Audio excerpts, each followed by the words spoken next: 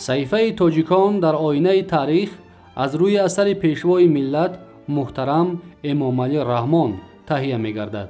تاریخ را برای آن می آموزیم که از سرگذشت پر افتخار و عبرت آموز نیاگان آگاه شویم، سبق گیریم و این دانش ها را در ترتیب دادن نقشه معینی رشد امروز و فردای دولت و ملت کاربست نماییم.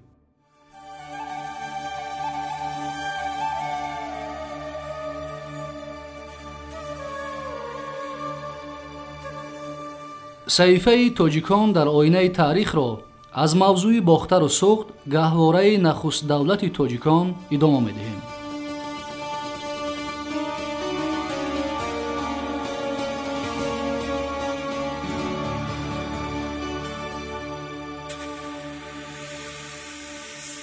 واقعیت تاریخی نیز تصدیق می‌نماید که کوروش کبیر بعدی بر ضد شاه ماد استیک قیام نمودند و او را مغلوب ساختند، با استوار نمودن اقتدار دولت خود کوشیده تقریباً از سالهای 546 تا میلاد پی در پی اول پارفیا، گرکانیا، لیدیا و دولت‌های یونانی آسیای خرد را ضبط می‌کند. سپس برای بخطر نمودن مرزهای شمال و شرقی قلمرو امپرای هخامنشی‌ها کوشیده تقریباً سالهای 545-540 تا میلاد، یعنی در دوام بیشتر از 5 سال به حدودهای مرغیان، خوارزم، سوغد و باختر، اینچنین سرزمین سکیف‌های یعنی سکایی‌های ریزشگاه رود آمو و کناره‌های سیر لشکر می‌کشد. گمان غالب آن است که کوروش کبیر بعد کشورکشایی‌ها و وسعت بخشیدن حدودهای شرقی امپرای خود قلعه استوار و استحکام مرزبانی کوروکده را در حدود استراوشن قدیم بنیاد گذاشته است که آن دیرتر با نام کوروشکده یعنی شهر کوروش شهرت یافته است و استحکام مرزبانی کوروکده را در حدود استراوشن قدیم بنیاد گذاشته است که آن دیرتر با نام کوروشکده یعنی شهر کوروش شهرت یافته است. هدف اساسی ساختن کوروشکده مستحکم نمودن سرحدهای قسم شرقی قلمرو خود به خاطر لشکرکشی‌های من بعده، یعنی در آینده ضبط نمودن دولت‌های پر اقتدار بابلستان و مصر قدیم بود. چنانکه در بالا یاد کردیم، سکایی‌های سواره تیگرخود، هاوماورگ و کناره‌های سوخت با جسارت و پرخاشجویی و مهارت بلند جنگیشان دل جمله پادشاهان و قدرت طلبان را به لرزه می‌آورد. مؤلفان و واقعه‌نگاران عهد عتیقه استرابون، یوستین، آریان، کوینت کورسی و دیگران تأسیس این شهر را به کوروش نسبت داده آن را کراپول، کرسختا نام میبرند. ناگفته نماند که قدم نامبارک اسکندر مقدونی نیز هنگام لشکرکشی‌هایش به کراپول رسیده بود.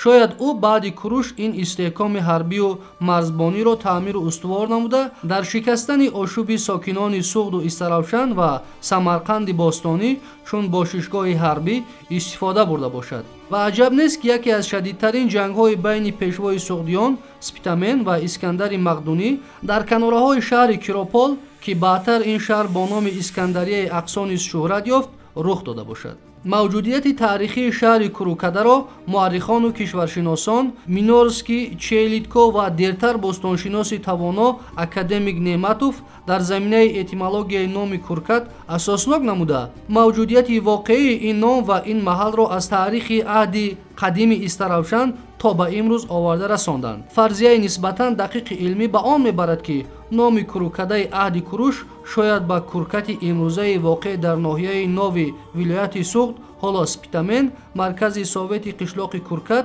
یک پیوستگی عضوی داشته باشد. درباره لشکرکشی‌های کوروش با مرزهای آسیای میانه سخن رانده یک اخبار خیلی جالب کتیسی را یادآور شدن به مورد است.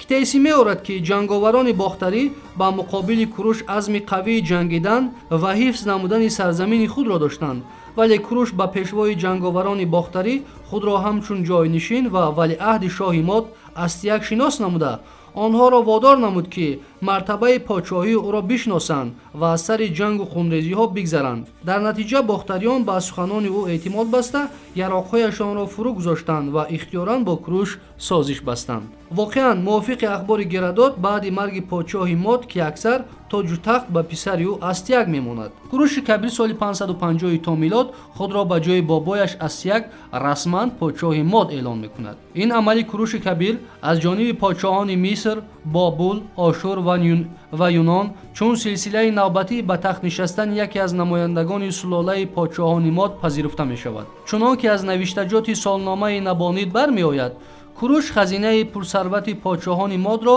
аз пойтахти он Экбатан яъне Ҳамадон ба вилояти дигар интиқол дода, ҳокимони миёнаҳоли кишварҳои хурди Парсумашу Аншанро аз фаромӯшхонаи рӯзгор ба арсаи таърихи башарият ҳидоят месозад.